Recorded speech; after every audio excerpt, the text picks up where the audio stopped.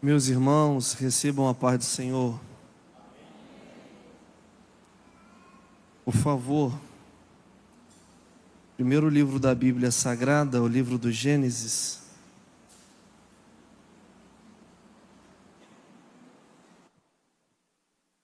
Capítulo 28.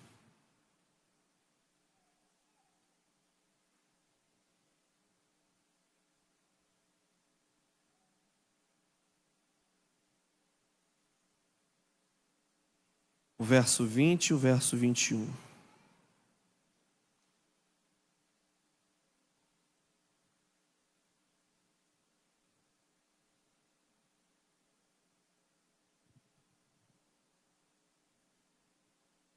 Gênesis capítulo 28, versículo 20, versículo 21. Estarei lendo esse texto, peço por favor que você acompanhe a leitura. Diz assim a palavra de Deus. Verso 20. E Jacó votou um voto dizendo: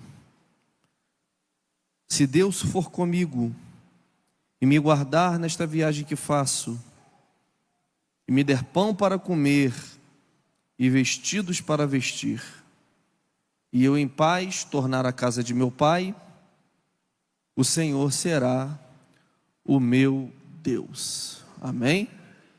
Você pode dizer graças a Deus?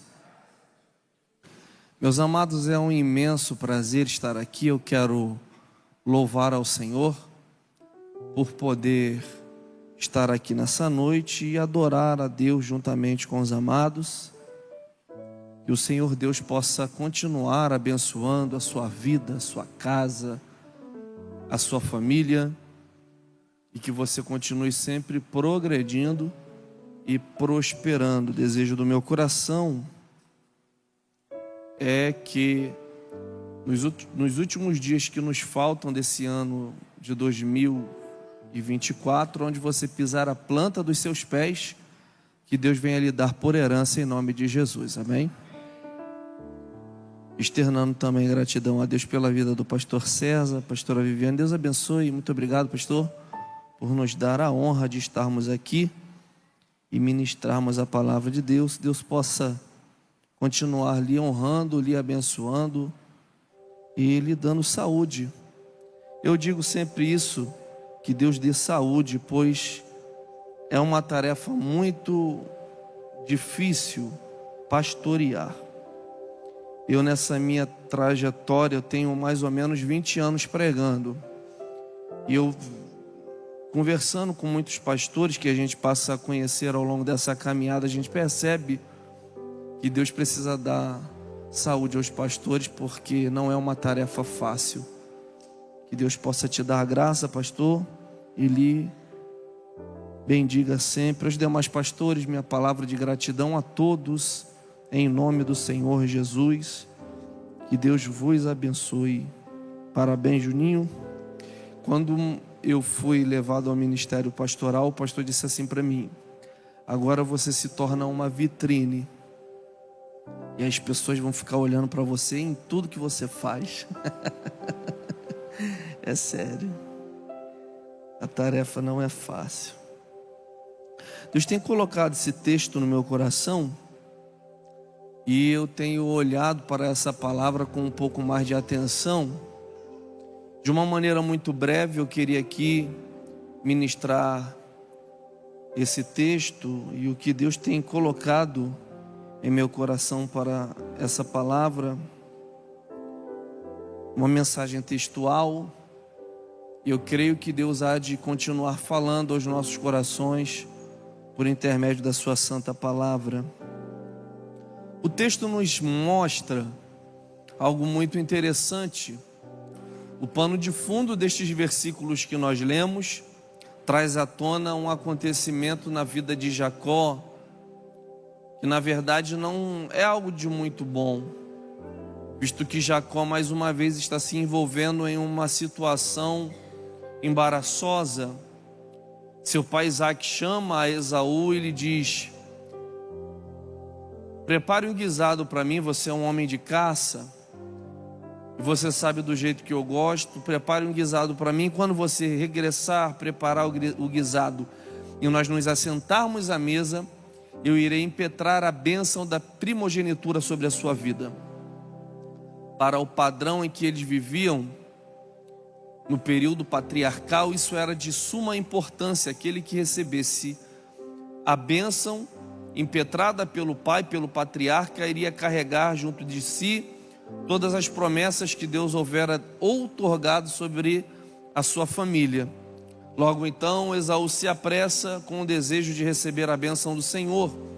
Rebeca está ouvindo o que o pai Isaque declara e se apressa em encontrar o seu filho Jacó, seu filho predileto, e o diz para se arranjar bem rápido, colocar sobre si pele de animais, imitar a voz do seu irmão Esaú, porque ela iria se apressar em preparar o guisado e o pai Isaque iria o abençoar.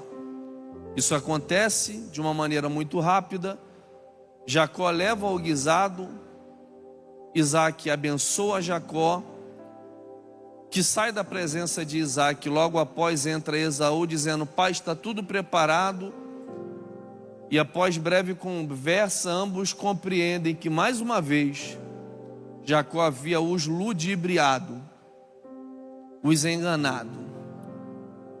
Se aposta do coração de Esaú um ódio terrível acerca de seu irmão Jacó, e Esaú faz uma jura dizendo que iria dar cabo da vida de Jacó logo assim que o seu pai Isaque viesse a passar para o Senhor, como nós costumamos dizer. Isso chega aos ouvidos de Rebeca, que chama a Jacó dizendo, parece novela, né? Chama a Jacó e diz: Jacó, você não pode ficar aqui, meu filho.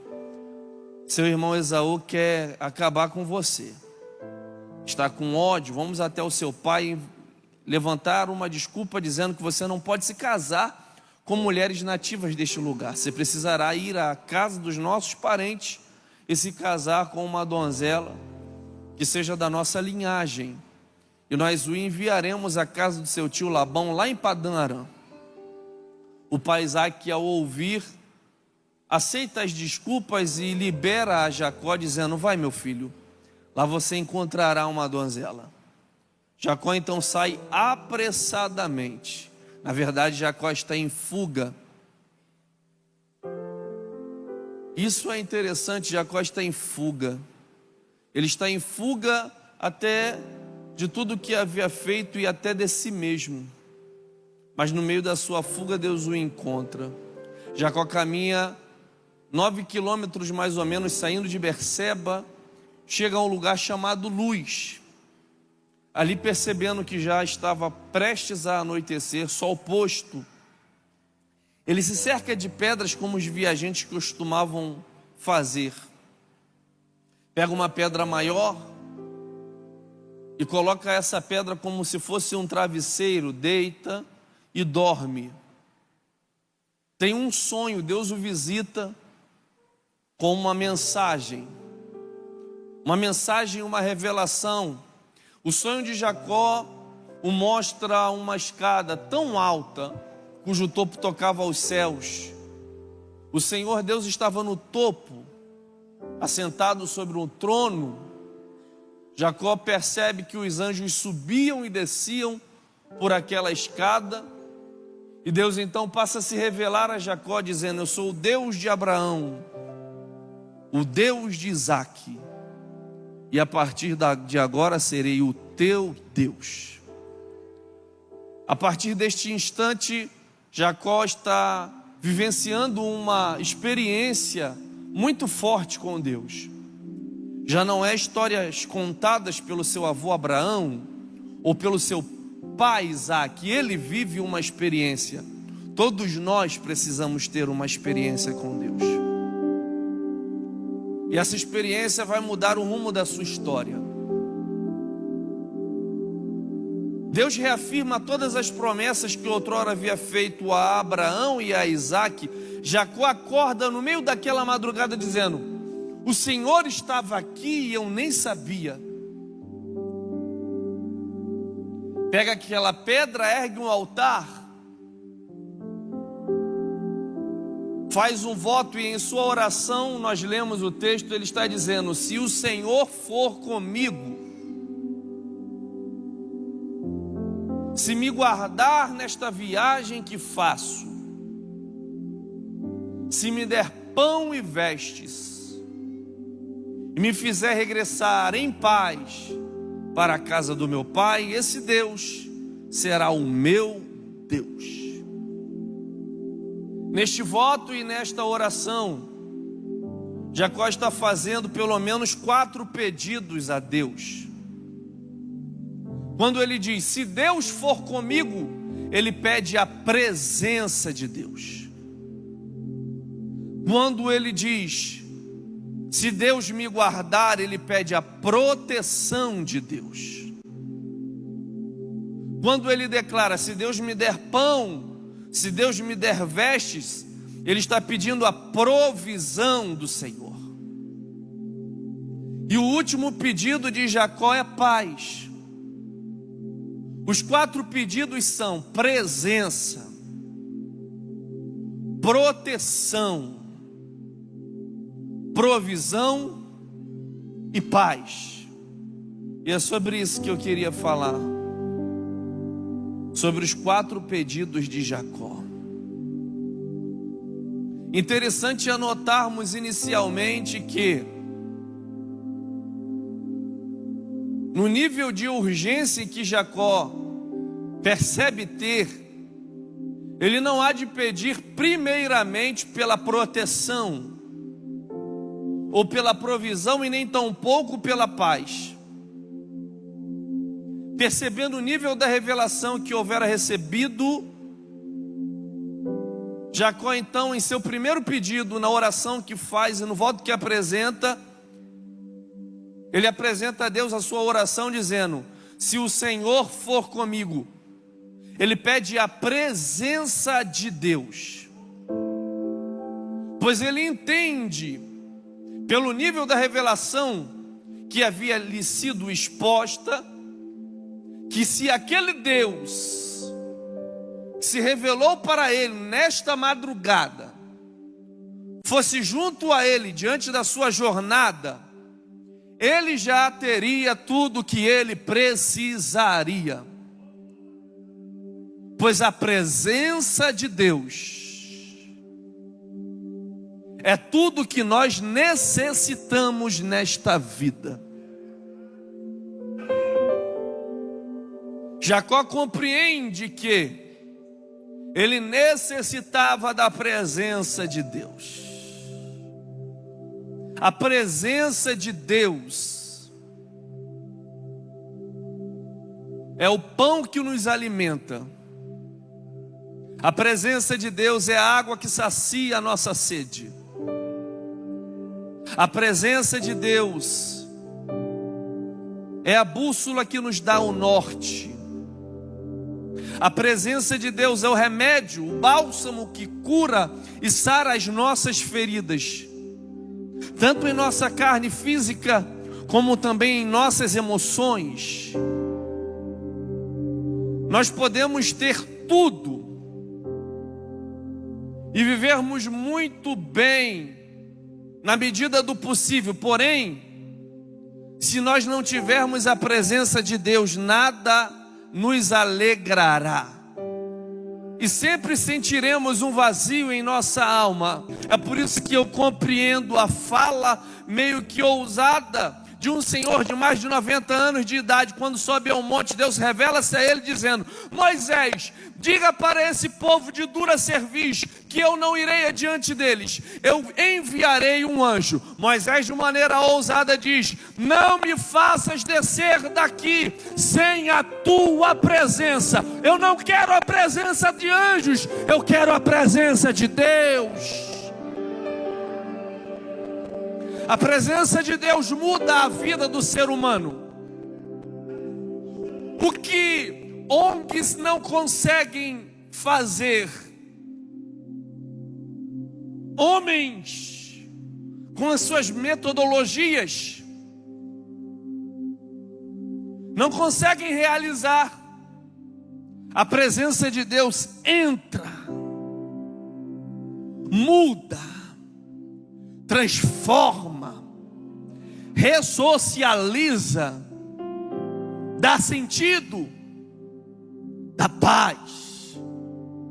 É só você olhar para a sua vida e com certeza dirá que uma pessoa era antes de ter a presença e outra pessoa és com a presença de Deus. Tudo mudou, tudo é diferente, tudo tem sentido, porque você carrega a boa presença de Deus. Discorrendo sobre este assunto e pesquisando sobre a palavra presença, observando o que ela poderia significar, o termo hebraico para a presença chama-se panirra, fala da face, do rosto de Deus. Mas muito além disso, fala de um Deus que não nos deixa só, que não nos abandona, que não nos deixa sozinho e que insiste em estar do nosso lado. Um Deus que não nos desampara e que sempre estará conosco. Panirra, presença de Deus. Quando eu estudava sobre isso e estava meio que aleatoriamente pagiando a Bíblia, sabe quando você fica lendo um versículo aqui, outro ali? Estava lendo um versículo meio que pela Jesuscidência, e encontrei um texto na segunda carta do apóstolo Paulo ao seu filho na fé Timóteo. Ele está escrevendo no capítulo 1 e no versículo 15, escute, estamos falando da presença. O apóstolo Paulo está dizendo a Timóteo: Timóteo, bem sabeis isto, que os irmãos que estão na Ásia, todos se apartaram de mim. Pastor César, ele está fazendo uma queixa. Ele está dizendo: os irmãos da Ásia, nos quais eu investi, orei, chorei por eles, me abandonaram. É importante notarmos que o apóstolo Paulo escreve sua segunda carta ao seu filho na fé Timóteo, estando preso. E não é uma prisão domiciliar como dantes. Agora, ele está em uma prisão inóspita, em um calabouço. Escreve de Roma e está dizendo: os irmãos da Ásia me abandonaram. Mas ele intensifica as suas queixas no capítulo 4, no verso 10.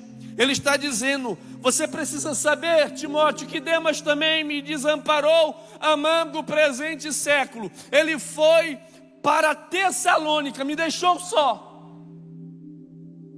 Ele está dizendo: eu investi em Demas, pastoreei Demas, discipulei Demas, mas ele me desamparou, amou o presente século, me deixou só.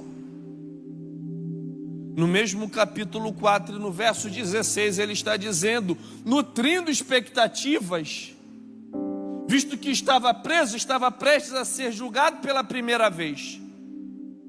E neste seu primeiro julgamento, ele está nutrindo expectativa de que algum dos irmãos pudessem o visitar, estarem presentes no momento em que ele fosse julgado.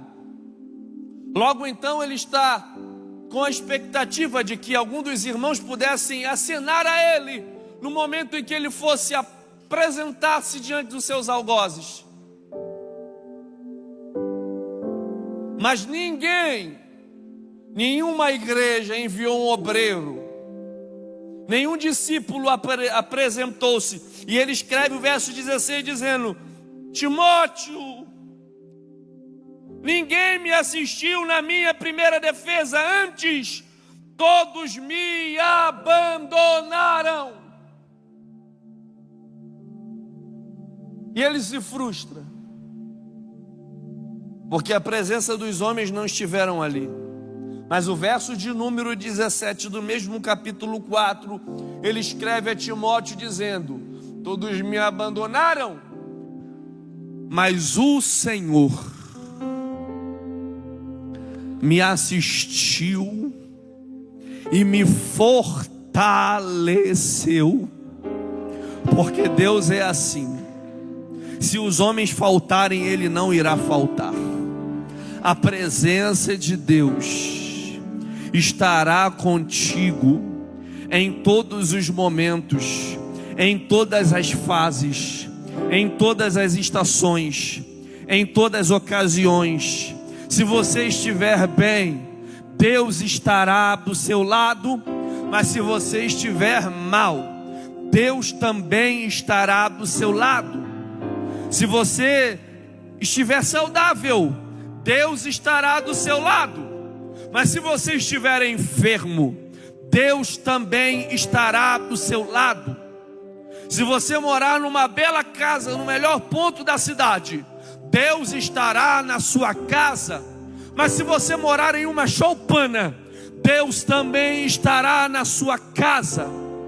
Se você tiver boa quantidade de dinheiro na conta bancária, muito feliz, Deus estará contigo. Mas se você não tiver nenhum R$1.000, Deus também estará contigo.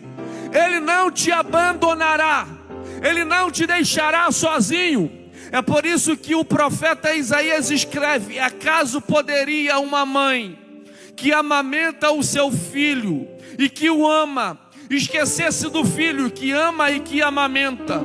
Todavia, se esta se esquecer do seu filho, eu não me esquecerei de ti, pois tenho o teu nome gravado na palma das minhas mãos.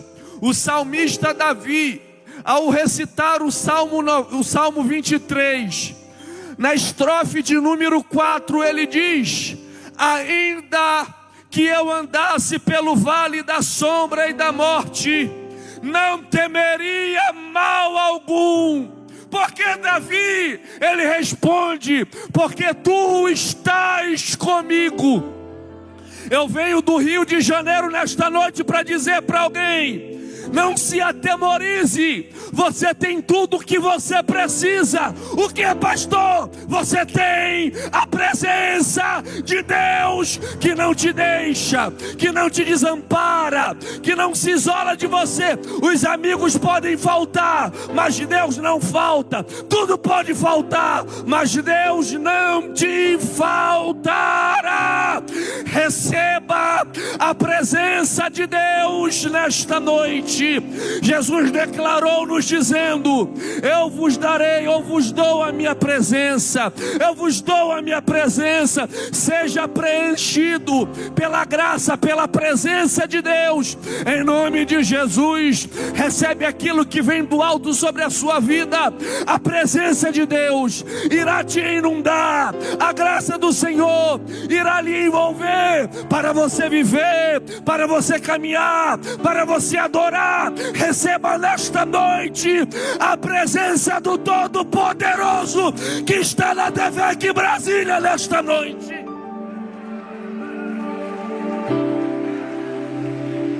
Presença.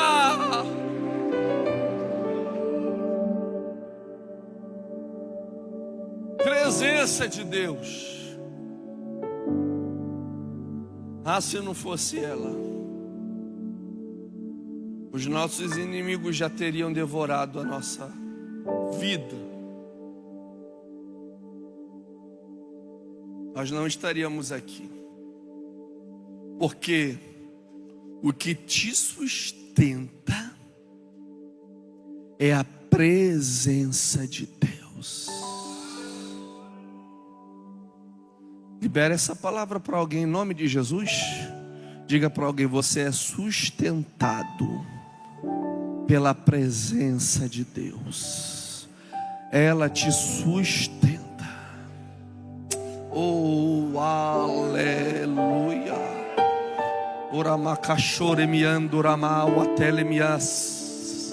Seja sustentado por esta graça. Algumas vezes alguém, não entendendo a sua trajetória de vida, lhe pergunta: por que é que você ainda não desistiu? Ora, você sabe, é pela presença, é por causa dele, é por causa dele, é por causa dele, é por causa dele. Eu vou ficar repetindo até você levantar as suas mãos e adorar.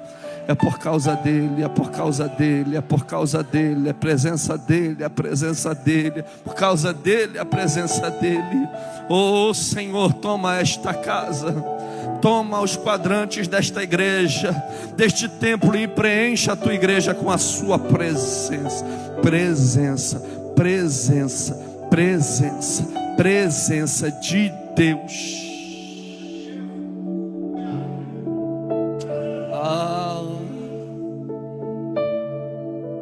Muitas vezes ela vem com uma brisa suave, mas ela sempre vem. Só que Jacó, ele, além de pedir a presença, ele declara em sua oração: se o Senhor me guardar, porque ele precisa de ser protegido por Deus. Ele sabe dos desafios que haverá de enfrentar em sua jornada. Será uma jornada muito perigosa. O deserto poderia lhe apresentar inúmeras surpresas negativas, e ele precisa ser protegido.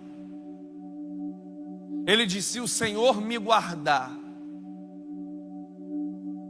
O termo para proteção fala de um Deus que cuida, um Deus que age em defesa, fala de um Deus que toma medidas para garantir a nossa segurança.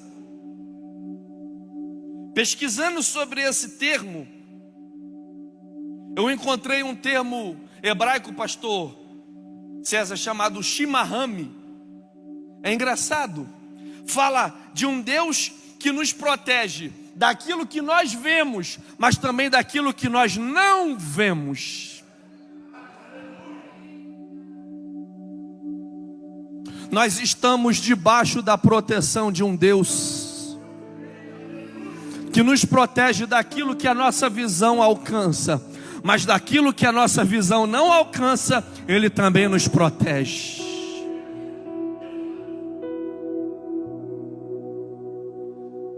Quando a gente fala sobre proteção, analisando tudo o que envolve a nossa nação, o nosso país, a gente percebe que a sensação de insegurança só aumenta. O pastor César falou que não sabe do que tem mais medo de ver no Rio de Janeiro 2 homens em uma moto. E é verdade, o estado do Rio de Janeiro é o 5º mais perigoso, ainda tem mais 4 na frente dele.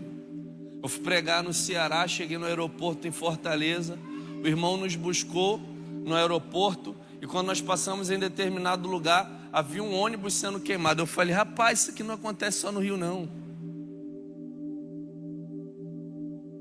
A sensação de insegurança é tremenda. Aquelas pessoas que podem utilizar-se de algo para que se protejam e possam proteger a sua casa, o fazem. Há quem mora em um condomínio para que a sua família e os seus filhos sejam preservados. Nós vemos o que aconteceu recentemente com o nosso pastor, em uma tentativa de assalto. O pastor declarou: não abre, falou pro seu genro: não abre, porque o carro é blindado. Quem pode anda de carro blindado. A sensação de segurança só aumenta.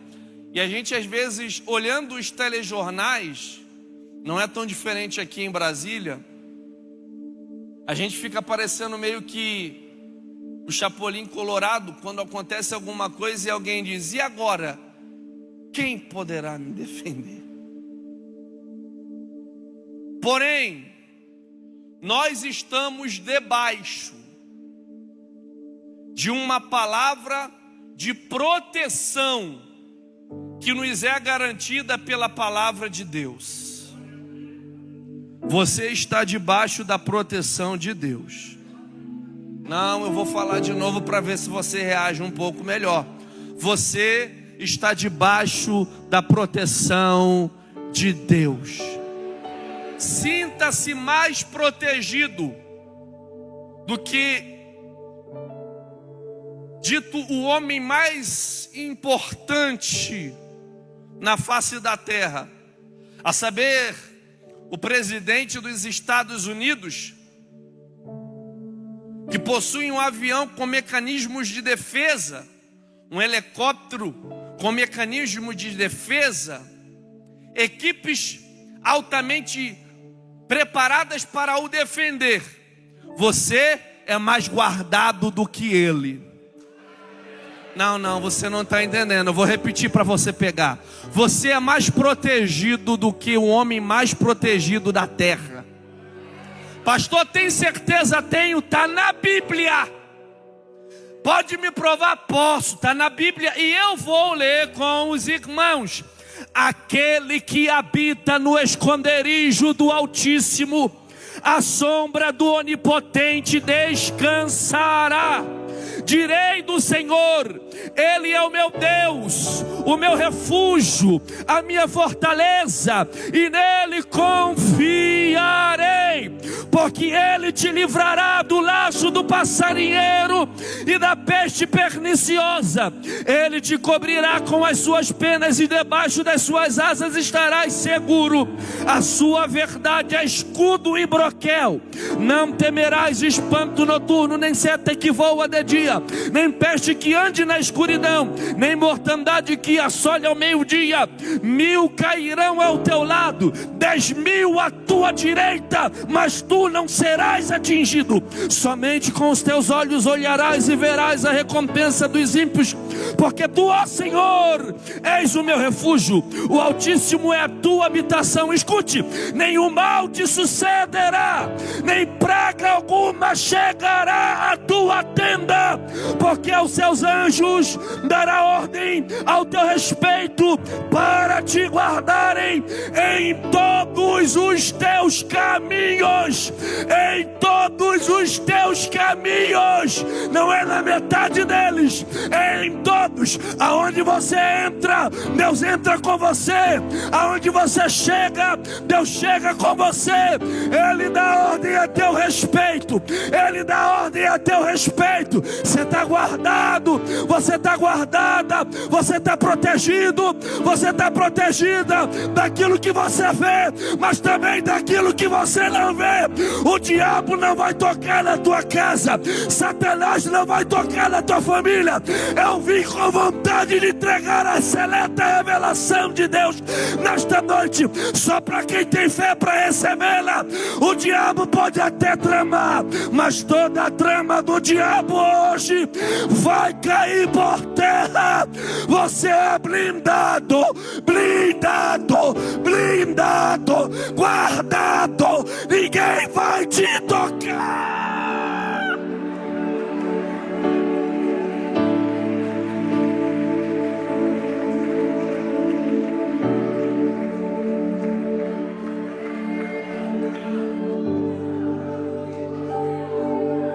Você pode levantar uma das suas mãos e por alguns segundos declarar adoração a esse Deus que te guarda.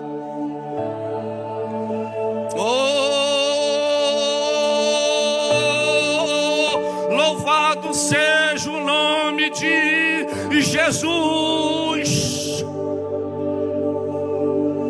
Jacó não entende.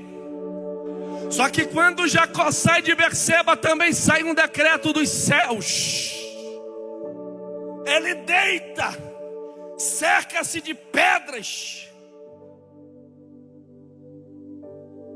só que sonha com anjos que sobem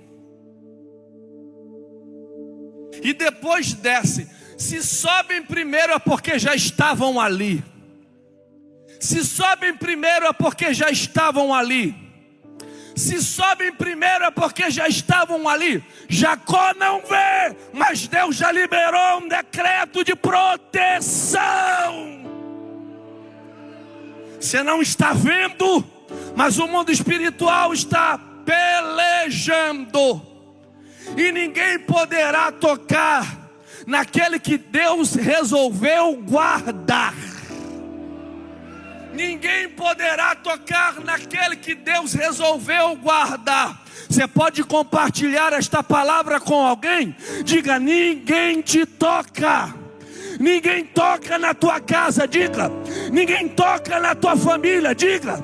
Ninguém toca no teu esposo, na tua esposa, no teu filho, na tua filha, no teu neto, na sua neta, diga. Deus resolveu te guardar, te proteger, te blindar.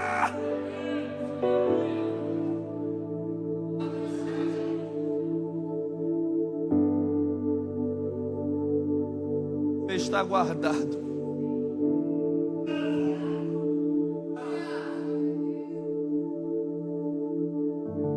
Você está guardado.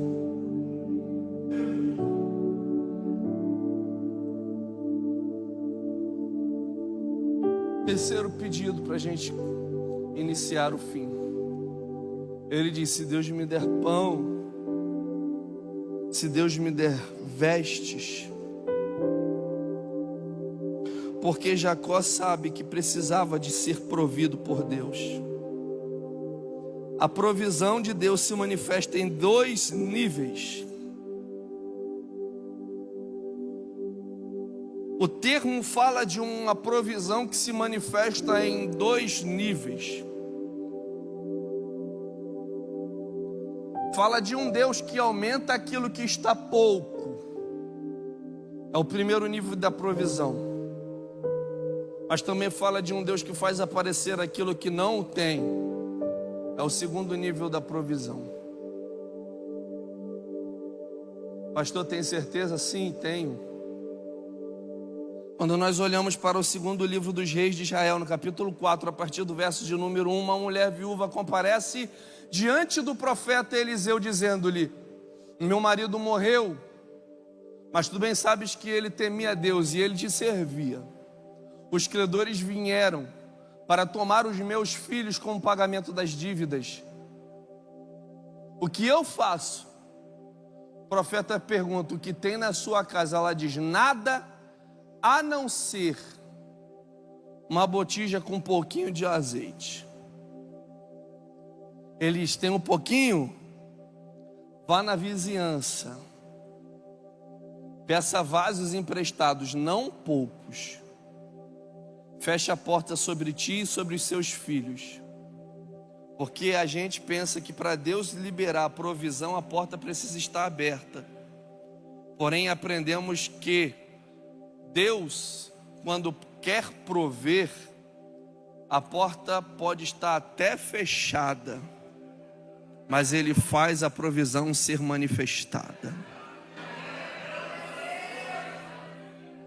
Pegue a botija com um pouco de azeite e vá deitando nas vasilhas vazias. A mulher pega e vai deitando azeite nas vasilhas vazias e vai enchendo, e Deus vai multiplicando aquilo que estava pouco. Enche todas as vasilhas.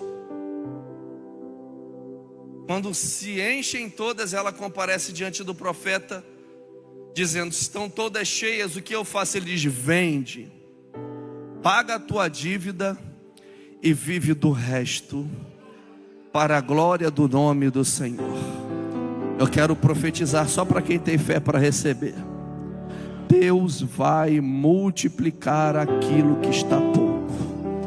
Deus vai multiplicar aquilo que está pouco. Deus vai, eu não sei em que área da sua vida esta provisão de Deus pode ser aplicada, mas eu sou profeta de Deus. Eu quero fazer uma declaração profética nesta noite para a sua vida. Deus vai aumentar aquilo que está pouco, vai aumentar aquilo que está pouco, vai aumentar aquilo que está pouco. Você vai viver a provisão de Deus, esse nível da provisão vai se manifestar. O segundo nível fala de um Deus que faz aparecer o que não tem. Pastor, tem certeza? Não é heresia? Não está na Bíblia. Gênesis capítulo 22. Jeová brada dos céus dizendo: Abraão, pegue o seu filho, o seu único filho, e vá até o monte que eu hei de lhe mostrar. Abraão cata Isaque e diz: Isaque, vamos. De madrugada chama 2 de seus servos e diz: vamos adorar a Deus. Em certo momento Deus aponta o monte a Abraão. Abraão chega no pé do monte e diz aos seus servos: fiquem aqui, pois eu e o menino iremos lá, adoraremos e depois retornaremos. Como é que pode isso? Deus tinha dito: entrega o menino lá. Mas ele acreditava que alguma coisa Deus ia fazer. Chegam lá em cima. Vamos ilustrar? Empreste a sua mente. Vamos viajar para aquele monte. Imagine Abraão ajeitando tudo e Isaque olhando. De repente lhe vem uma curiosidade, então Isaque pergunta: pai, me diga uma coisa. Eu estou percebendo que desta feita o Senhor está meticulosamente preparando o altar. As pedras estão muito bem encaixadas umas nas outras. Percebo que ali está o fogo aceso, as lenhas estão aqui separadas, o cutelo do lado do altar, algumas cordas aqui. Mas me diga uma coisa, pai, onde é que está o cordeiro que eu não estou vendo? Abraão olha para o seu filho, com a sua voz meio embargada, dá uma respirada e diz: meu filho, o cordeiro Deus proverá para si.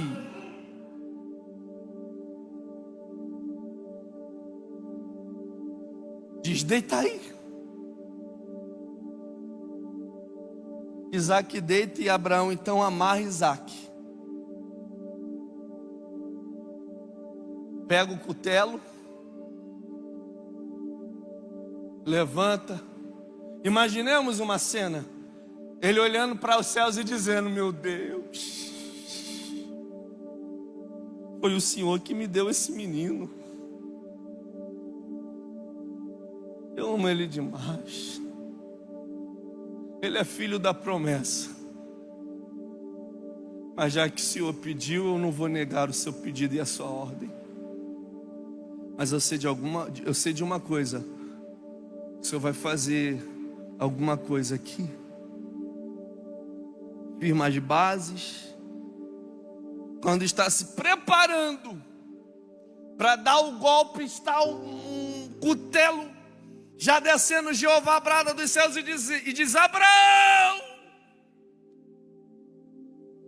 não faças tal coisa, porque agora sei que temes a Deus, que és fiel. Faz uma coisa, Abraão, olha para o lado. Quando Abraão olha para o lado, tinha lá um carneiro. Mas quando ele subiu, não tinha. Mas quando ele levantou o cutelo e resolveu entregar aquilo que Deus mandou, Deus fez aparecer aquilo que não tinha, para prover a vida de Abraão e de Isaac. Eu vim liberar uma palavra de cunho profético só para quem tem fé para recebê-la. Você vai viver a provisão de Deus. Aquilo que está pouco, Deus faz, Deus multiplica, Deus aumenta. Mas aquilo que não tem, eu vim dizer para quem tem fé, Deus faz aparecer. Não me pergunta como, não me pergunta como é que vai ser, porque milagre não tem como explicar. Uma coisa que tem que se fazer quando o milagre acontece é dizer: só Deus pode fazer, só Deus pode realizar. Isso vai ficar nítido na sua vida. Você vai subir sem cordeiro, mas Deus vai fazer aparecer alguma coisa. A provisão do Senhor vai se manifestar. Eu recebo a ousadia do céu para profetizar para quem tem fé para receber, dizendo: ainda esse ano, ainda esse ano, ainda esse ano, algo extraordinário vai se apossar na sua vida. Deus vai fazer aparecer, Deus vai fazer aparecer, Deus vai fazer aparecer. Só quem está comigo, levante a mão direita, se pode levante a esquerda também. Abre a boca para adorar o Deus da provisão, que te trouxe aqui para te dizer: vou prover, vou prover, vou prover, vou prover.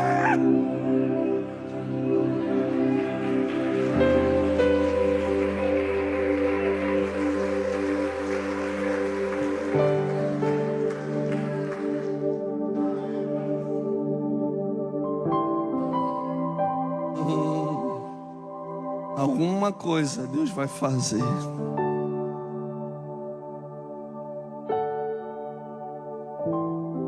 Você pode ser profeta de Deus para alguém nessa noite? Você tem coragem disso? Diga para alguém: se prepara. Diga aí: se prepara. A provisão do Senhor vai se abraçar com você. Diga: Deus vai aumentar o que está pouco. Diga. Mas se não tem, diga, mas se não tem, Deus vai fazer a paz. Pega a tecladista. Deus vai fazer aparecer. Deus vai fazer Deus vai. Eu estou com desejo de profetizar. Sou impulsionado por Deus nesta noite para dizer: Deus vai fazer aparecer. Deus vai fazer aparecer.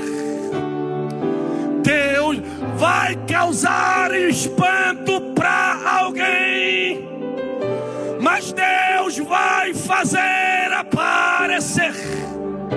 Alguém não vai entender absolutamente nada, mas Deus vai fazer aparecer. Te prepara, você vai cantar o hino da vitória, vitória, vitória. Quem vai ficar envergonhado são os demônios que estão lutando contra a sua vida, mas a provisão de Deus te abraça hoje. A DEVEC Brasília recebe.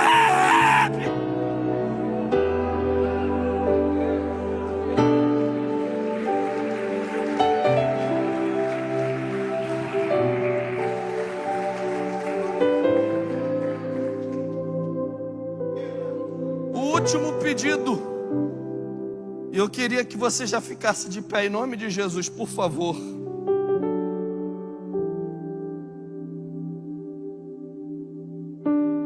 É paz. Se Deus me fizer retornar em paz, paz.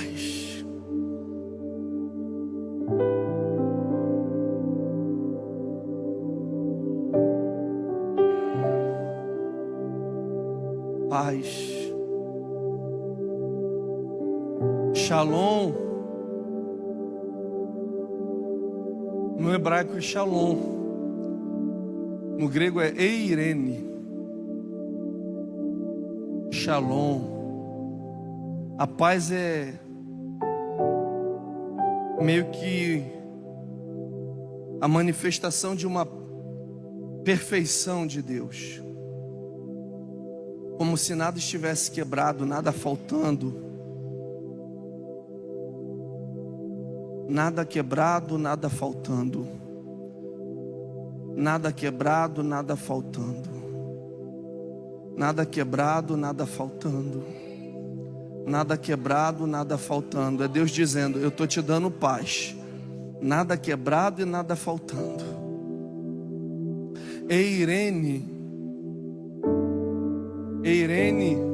fala do estado de tranquilidade, a ausência da devastação da guerra. É como se alguém estivesse no meio de uma grande batalha, a guerra, mas ainda assim no meio da batalha não sentisse falta de absolutamente nada, porque está completamente envolvido pela paz de Deus. É por isso que certa feita Jesus, no barco como estava, diz aos seus discípulos: passemos para o outro lado. Os discípulos, acatando a sua ordem, pastor César, eles entram no barco. No meio da navegação, o barco passa a ser açoitado por um grande temporal de vento. Mas o texto diz: quando os discípulos olham, Jesus estava dormindo. Como é que alguém pode dormir no meio de uma tempestade? Me diga.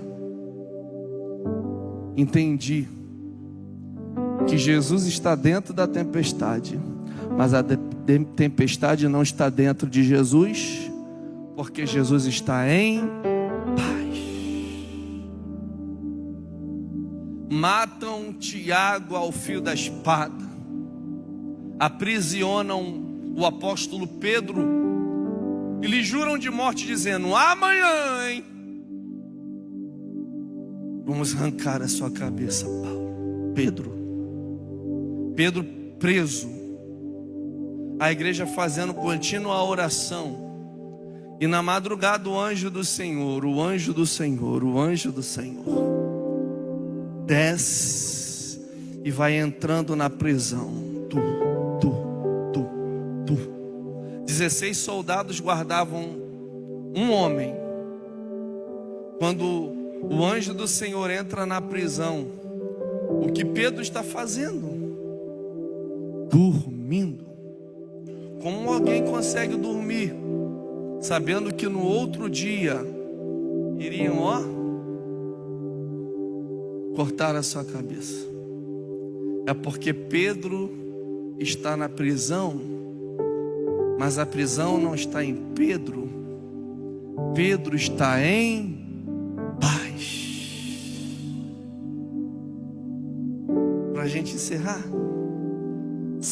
Davi foge de Jerusalém,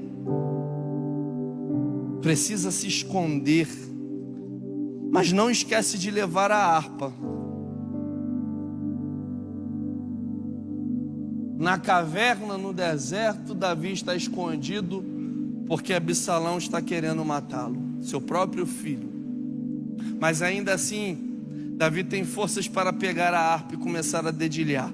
Nasce o Salmo de número 13 e ele canta: Senhor, como se tem multiplicado os meus adversários, são muitos os que se levantam contra mim. Muitos dizem da minha alma: não há salvação para ele em Deus. Mas tu, Senhor, és um escudo para mim, a minha glória, o que exalta a minha cabeça. Com a minha voz clamei ao Senhor e ele ouviu-me desde o seu santo monte. Agora escute o verso 5. Eu me deitei e dormi, acordei, porque o Senhor me sustentou. Davi está na caverna, no deserto, mas o deserto não está em Davi, a caverna não está em Davi, porque Davi está em paz. Bate na mão de pelo menos de 2 pessoas e diga: receba paz, receba a paz de Deus, paz, paz. Tem gente que não consegue mais dormir, tem gente que vive inquieta, depressivo, amargurado. Existem pessoas que estão problemáticas, ansiosas, com crises de ansiedade. Está faltando paz. Mas Deus te trouxe aqui nesta noite para dizer: durma em paz. Acorde em paz. Vai tomar aquele cafezão abençoado em paz. Sai para trabalhar em paz. Durante o dia, viva em paz. Na hora do almoço, almoce em paz. Volte para trabalhar em paz. Regresse para sua casa em paz. Porque a sua casa está debaixo da paz de Cristo. O crente tem a paz de Deus. Jesus disse: eu vos dou a minha paz vou lá dou, não vou lá dou como o mundo a dá. Receba a paz que excede todo o entendimento. Fique em paz. Seja alcançado pela paz de Cristo. Seja ministrado pela paz de Cristo. Quando um crente encontra outro crente na rua, ele estende a mão, aperta a mão e diz: a paz do Senhor. E aí o outro irmão olha e diz: amém, a paz de Cristo. Oh, aleluia! Coisa boa é estar debaixo da paz do Senhor. Coisa boa é estar debaixo da paz de Deus. Deus te trouxe aqui para te dizer: viva em paz, viva em paz. Deus está lançando depressões por terra. Deus está lançando ansiedades por terra. Corações aflitos, almas amarguradas, inquietas, sejam ministradas nesta noite, em nome de Jesus. Que todo jugo do mal seja despedaçado pela paz de Cristo. Você é crente, você crê em Jesus, receba a paz. O diabo não vai roubar a paz da sua casa, o diabo não vai roubar a paz da sua família. Viva em paz, viva em paz, viva em paz.